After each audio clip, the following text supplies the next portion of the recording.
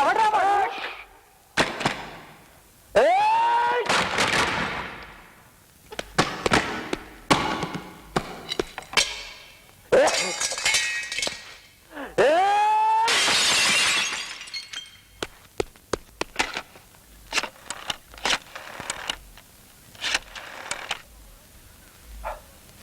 Hello SP గారా, నేను public prosecutor బెరంచిని మాట్లాడుతున్నాను.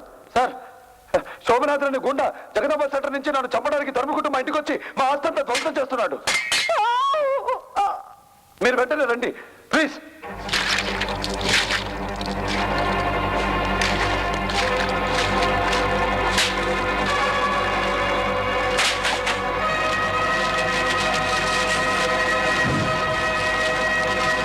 అక్క, నేను బయటికి వెళ్ళగానే తలుపులు వేసుకోండి.